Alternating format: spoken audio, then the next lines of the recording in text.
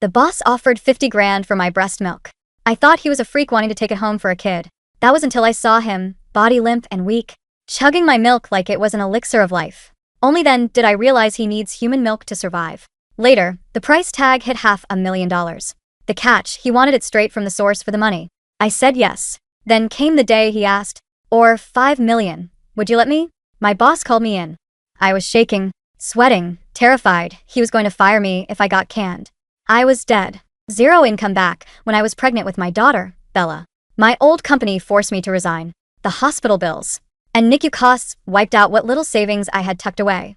I was reduced to begging my husband, Travis, for cash. Every time I asked was a fight. He'd bitch about this, complain about that. Don't buy that. That's unnecessary. And finally the classic line. I'm broke too, Chloe. Thank God. My tits were heavy with milk. I breastfeed, saving us on formula. But Bella's diapers cost money. Clothes cost money. Every onesie she owns is too tight now. Winter is coming to Chicago and she needs a coat.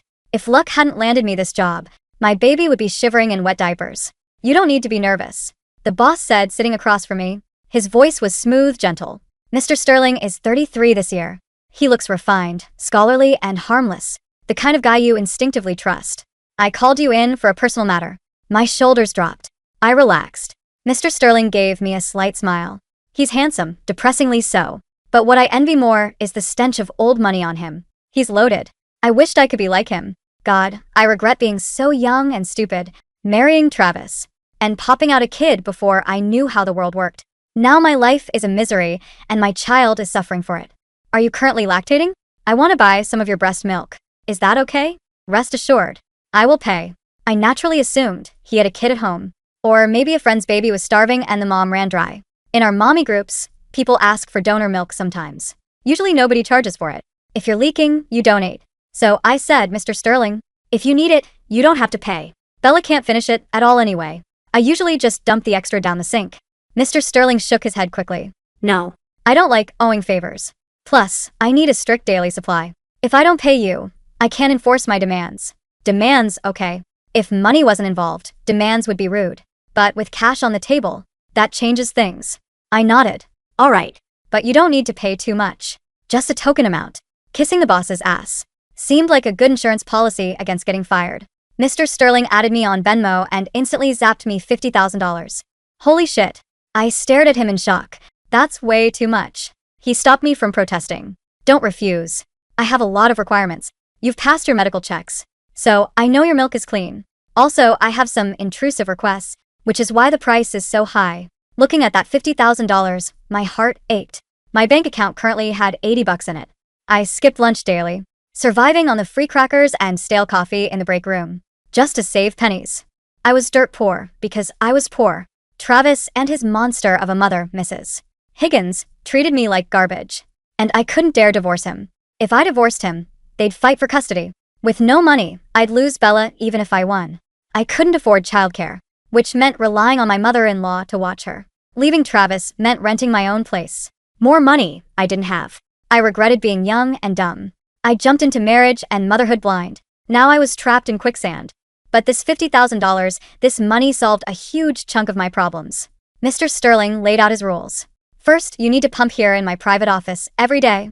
Nowhere else. I need to ensure the milk is sterile and safe. That made sense.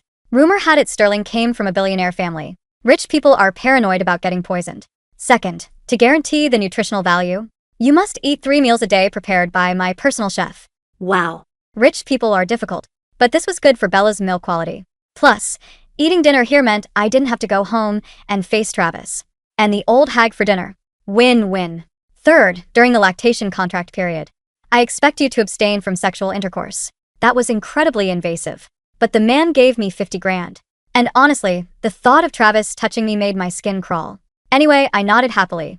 I went to the boss's private lounge to pump. It was humiliating actually being in his private space, doing something so intimate. But once you become a mom, your sense of shame drops to the floor. For the money, for my daughter's future, I gritted my teeth and hooked up the suction cups. I walked out holding 2 bottles of warm milk. Face burning, I asked Mr. Sterling, all done, should I put these in the fridge for you? He didn't even look up. Just leave them on my desk. I'll handle it later. Dinner was served in his office. Rich, nutritious, and delicious. I pumped one more time, then clocked out to go home. First thing I did was transfer the cash to a secret account. I was terrified. Travis would see the notification I was going to divorce that loser. The water in my brain, the naivety that led me to marry him, had mostly drained away after the trauma of childbirth and poverty. But not yet. I needed to pass my probation period at work. I needed steady income. Mr. Sterling's $50,000 was my safety net. I also needed Bella to be a little older, maybe old enough for daycare. Right now, I couldn't trust a stranger, and I couldn't afford a nanny. So, I had to wait. When I got home, my mother-in-law shoved the baby into my arms and left to go play bingo. Travis was sprawled on the couch playing on his phone. He didn't make much money back in the day. I hoped he'd help out around the house. Ask him to lift a finger, and he'd scream that he was studying. He claimed he was studying for a government job, to give us a better life. Ask him again, and he'd get violent. Before I got pregnant, Travis waited on me hand and foot. He was patient. He did the laundry, cooked, cleaned. He said he wanted to treat me like a delicate flower. He once saved 3 months of wages just to take me on a vacation. If I liked a purse but said no because it was too expensive, he'd borrow money from friends to buy me the knockoff, just to see me smile. I thought that was love. I was willing to marry a broke man, as long as his heart was entirely mine. But the second the stick turned blue, he changed. No chores. No money. He started preaching frugality. If he'd shown his true colors earlier, I wouldn't have looked at him twice. I was in the bedroom nursing Bella, looking around the cramped, messy rental apartment. I felt lonely and hopeless. I couldn't imagine raising my daughter in this squalor. At night, the baby slept in the bed with us. Travis came over and started yanking at my pajama pants. Before he used to woo me, he made me feel cherished. Now I was just a warm hole to jerk off into. No foreplay, no love. I wasn't in the mood. He clicked his tongue, annoyed. It's been long enough, doctor. Say we can fuck now. I pushed him away. In the struggle, I slapped him. Travis slapped me back hard. In the dark, we stared at each other, silence. He lunged for my clothes again. I grabbed my heavy phone and smashed it against his head. Travis flipped on the lights, roaring, "Chloe, are you crazy, you bitch?" I was scared. He looked like a demon. The noise woke the baby. Bella started screaming. I picked her up to soothe her. Travis, blinded by rage, shoved me hard. I couldn't dodge. I fell backward, hugging Bella tight to shield her. The floor hard. Luckily, I took the impact. I held Bella up so she wouldn't hit the ground. Mrs. Higgins burst into the room without asking a single question. She rushed over and slapped me across the face 3 times, screaming, "You useless cow making noise. Disrespecting my son. You want to die." I couldn't fight back. Bella was shaking in terror. Travis stood there watching coldly as his mother beat me. After she finished, she spat. "Serve my son properly, or I'll make you wish you were dead. You're a married woman with a kid. Now you're damaged goods. Worthless. You exist to serve my son like a horse or a cow." Then she turned to Travis. "Women need to be beaten. That's how they learn. You were too soft on her before. Made her forget her place." Travis nodded. "I know, Ma. Take the kid." Mrs. Higgins launched to snatch Bella. I knew what Travis wanted to do. He'd forced me before. He had said, "We're married. Stop acting like a nun. Even if I rape you, what are you gonna do? Call the cops? It's my right." I was shaking, trembling. I couldn't fight both of them. And I had the baby before I gave birth. They were just impatient. But now they were monsters. Adrenaline is a funny thing. It doesn't make you brave. It just makes you an animal. When Mrs. Higgins lunged for my daughter, her claw-like hands aiming for Bella's fragile neck, something inside me snapped. It wasn't a conscious thought. It was pure, primal biology. I didn't scream. I didn't cry. I dropped my weight, rolled away from Travis's grasping hands, and kicked upward with both feet. The hard heel of my sneaker caught Mrs. Higgins square in the kneecap. A sickening pop echoed in the cramped bedroom, followed by a shrieking wail as the old woman crumpled to the cheap linoleum. "You bitch!" Travis roared, stepping over his mother to get to me. But the split-second distraction was all I needed. Clutching Bella tight against my chest, I grabbed the heavy, brass-bottomed diaper bag I'd left by the door and swung it blindly. It connected with the side of Travis's head. He stumbled backward, clutching his temple, blinking away the shock. I didn't look back. I bolted down the narrow hallway, threw the deadbolt open, and burst into the freezing Chicago night. I had no coat. I was wearing flannel pajama pants and a nursing tank top. The November wind felt like razor blades against my bare skin, but I kept running until my lungs burned with a taste of copper. I reached my beat-up Honda, jammed the key into the ignition with trembling, bloody fingers, and locked the doors just as Travis burst out of the apartment building, his face a mask of purple rage. He slammed his fists against the driver's side window, his mouth moving in violent curses I couldn't hear over the roar of the engine. I threw it in reverse, the tires squealing against the icy asphalt, and drove into the dark. Bella was crying in the back seat, a thin, terrified wail. My own tears finally came, hot and blurring my vision, but beneath the terror, a strange, electric current buzzed in my veins. I wasn't broke anymore. I pulled into a well-lit gas station 20 miles away, parked near the cameras, and pulled out my phone. I logged into my secret bank account. The screen glowed in the dark of the car. Available balance, $50,080. I practically choked on a sob of relief.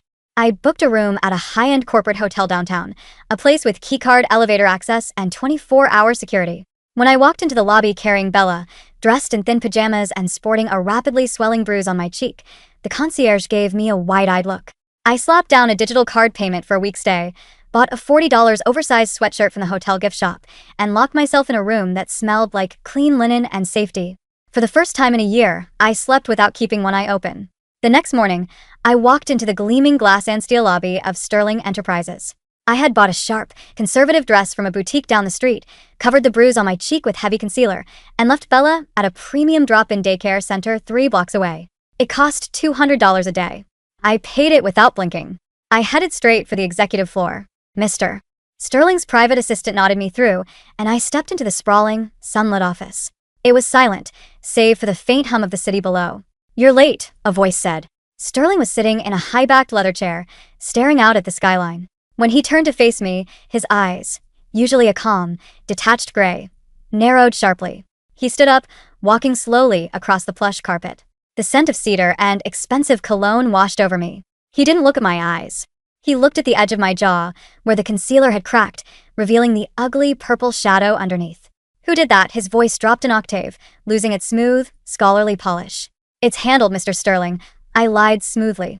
"I'm ready to pump." He stepped closer, invading my personal space. The sheer physical presence of him was suffocating. "I paid $50,000 for your absolute well-being, Chloe. Cortisol taints breast milk. Stress affects the yield. I explicitly instructed you to live in a controlled, peaceful environment. You did not get that bruise from a peaceful environment." I swallowed hard, looking down at my shoes. "My husband, we had a disagreement. I've moved out. It won't affect the contract." Sterling stared at me for a long, heavy moment. Then, he picked up a sleek black phone from his desk. "Cancel my morning meetings," he told whoever was on the other end. "And get Marcus up here." 10 minutes later, a man who looked like he bent steel bars for a living walked in. Sterling pointed at me. "This is Chloe. She is an irreplaceable asset to this company. Send a team to her previous residence. Pack her belongings. If the husband or his family interferes, remind them legally, and physically if necessary, that they are breathing on borrowed time. Then, move her into the penthouse suite at the Azure. The company will cover the lease." "Mr. Sterling," I gasped, stepping forward. "You don't have to do that." He finally looked me in the eye. It was a terrifying, hollow look. "I am not doing this out of the goodness of my heart, Chloe. I told you I have requirements. Now go to the lounge. I need the milk." I did as I was told. When I brought the 2 warm bottles back out, he practically snatched them from my hands. He didn't tell me to leave them on the desk this time. He turned his back to me, gripping the counter, his shoulders trembling slightly. I didn't mean to pry, but as I walked toward the door, I caught his reflection in the heavy glass of the boardroom window. He unscrewed the cap and drank the milk down in 3 desperate, starving gulps. He didn't look like a billionaire in that moment. He looked like a dying man clinging to a lifeboat. A month passed. The penthouse at the Azure was heaven.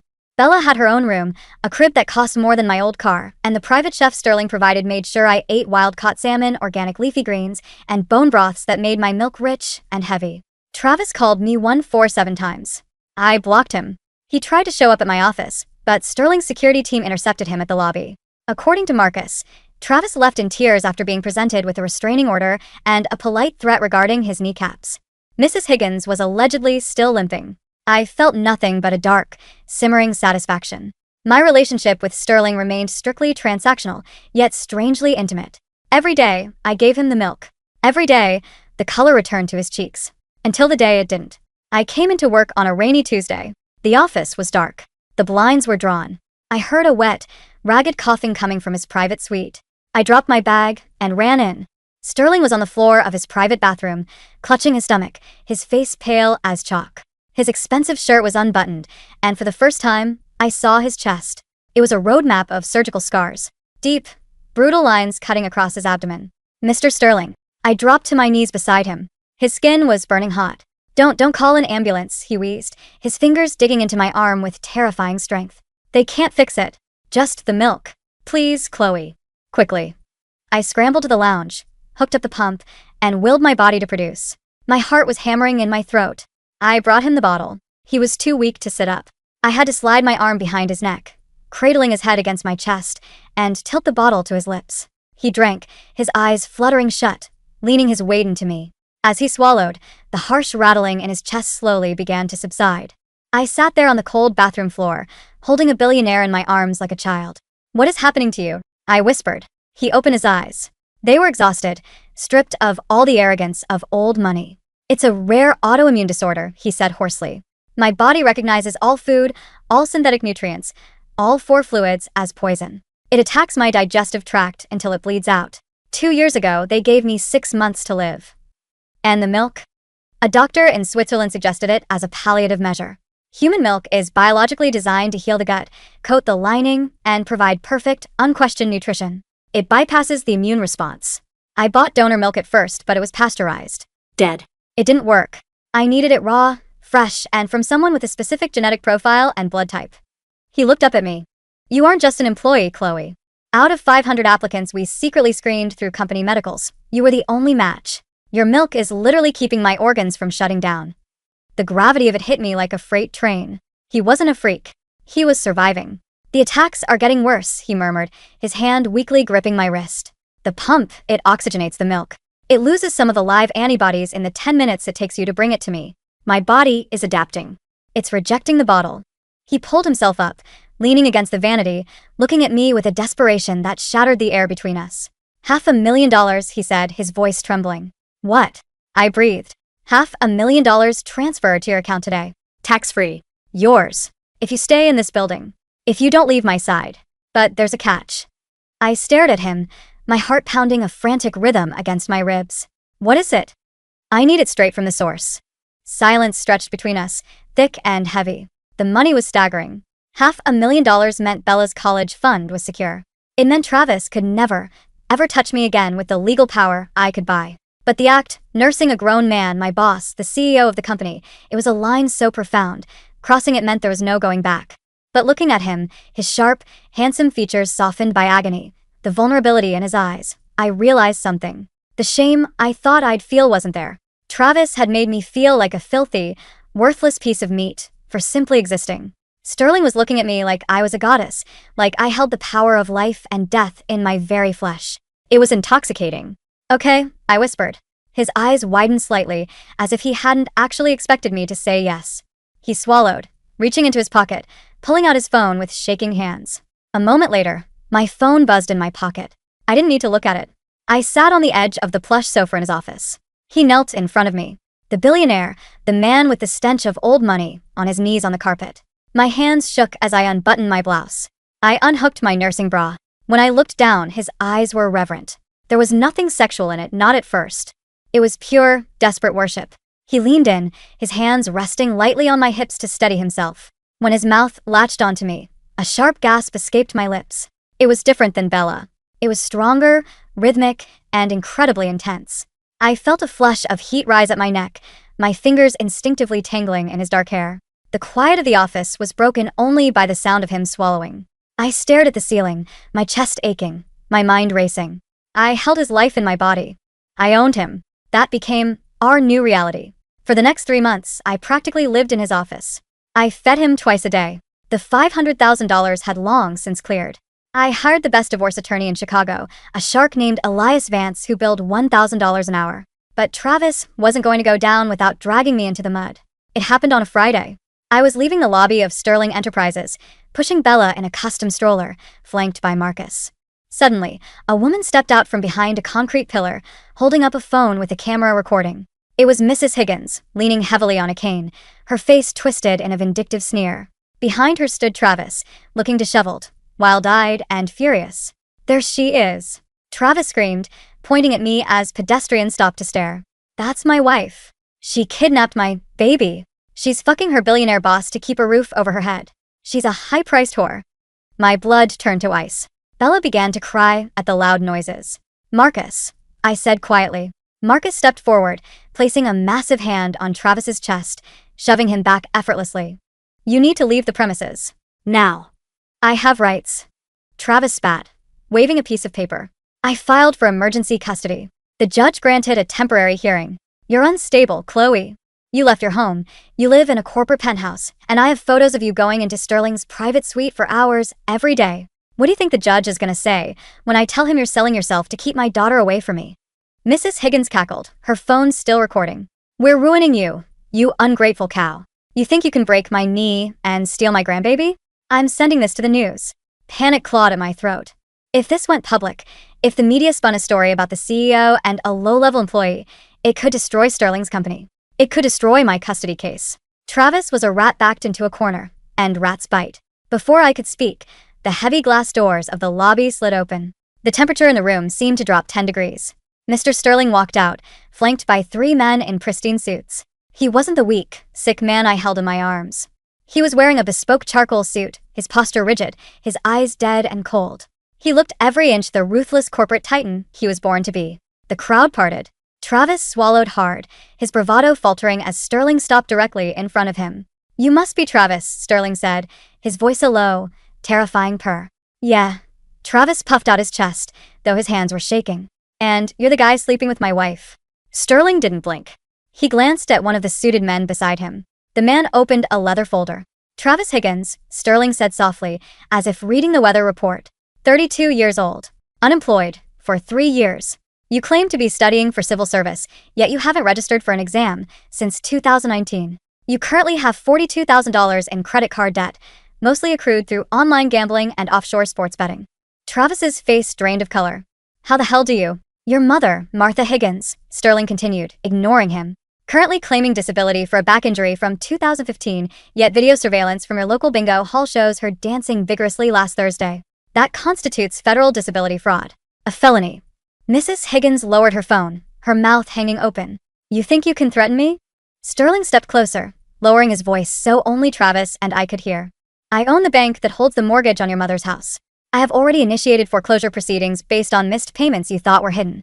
As of this morning, my legal team has submitted your gambling records, your history of domestic disturbance, and evidence of your mother's fraud to the family court judge. Your emergency custody hearing was vacated 10 minutes ago. Travis stepped back, his eyes darting around like a trapped animal. You can't do this. I am Alexander Sterling, he whispered, a cruel, beautiful smile touching his lips. I can buy your entire existence and burn it for warmth. If you ever come within 100 yards of Chloe or her daughter again, I won't use lawyers next time. Do you understand me?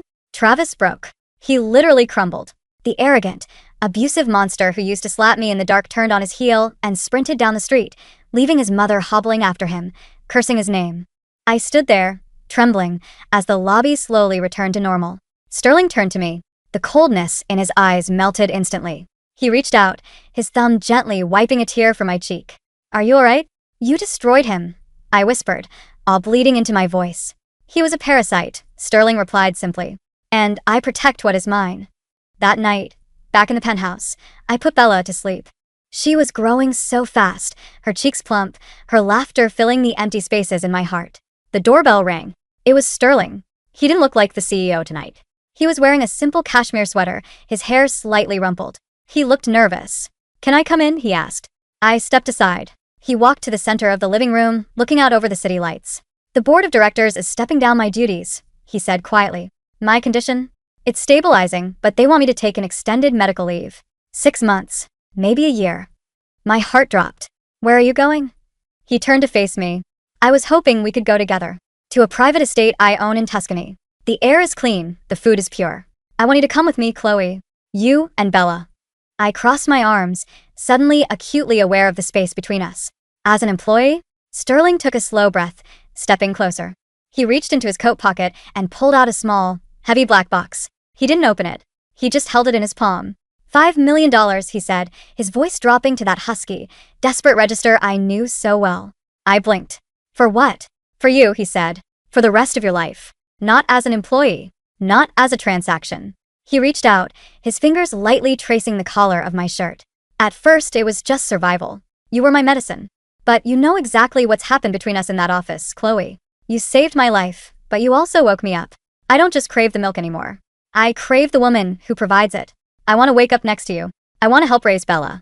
I want you to be my wife. My breath hitched. Alexander. I'm still legally married for another 30 days. I can wait 30 days, he whispered, stepping into my space, his forehead resting against mine.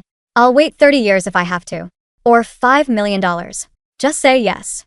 You don't need to pay me to love you. I breathed, my hands coming up to rest on his chest, feeling the steady, strong beat of his heart. I know, he smiled, a genuine, blinding smile that reached his eyes. But I told you from the beginning, I like my demands enforced.